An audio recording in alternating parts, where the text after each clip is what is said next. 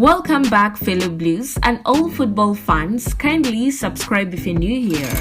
Chelsea were back at Cobham today in the final preparations to face Newcastle, and here are the 5 things spotted in today's training and Pochettino's starting 11 as Nkunku is likely to make his debut.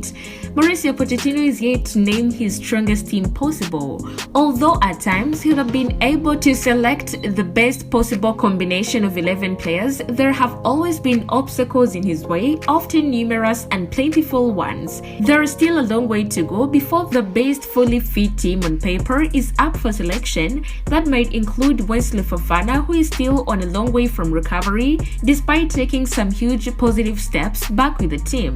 As Chelsea head to the northeast with the aim of closing the gap to Newcastle, who have taken on the mantle of being the most injury-hit side in the league by a mile, they look ready to pick the best side so far. James has had 10 days off since once more having his afternoon bravely cut short despite the game state of the 4-4 ding-dong battle with Manchester City. Badiashile has had some extra recovery time with the plan to get him a first league start of the season soon, and Thiago Silva went away for a relax in Brazil, making him available to the Newcastle clash. It is a credit to Pochettino that despite the poor form at times this season, the underlying numbers have continued to glow. Touches in your opposition box, expected goals, shots, chances created, and possession have all been amongst the best in the league throughout the campaign, and in the past few weeks the reward has come. Mikhail Mudryk could come in and has looked bright, more consistent and reliable when featuring since October, but has found himself out on his side from the start simply due to Sterling and Palmer's form. The pair have contributed to 8 goals and 2 assists between them, only combining for 1 together. Jackson is now hitting his stride and being rewarded for all the good he has done since joining, even if he's still underperforming.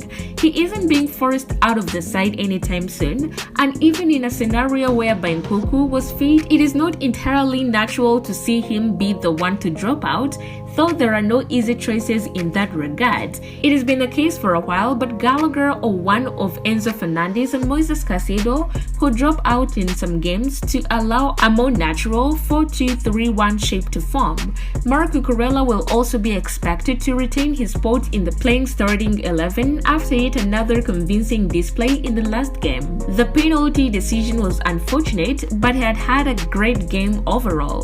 The fanbase has been asking him to work on his finishing as he keeps putting himself in the right places, and he needs to get on the score sheet sooner than later. Nicholas Jackson has taken his goal tally to 6 in the Premier League with 4 goals in the last 2 games. However, with Nkunku returning to the squad, the Senegalese international's game time is bound to reduce.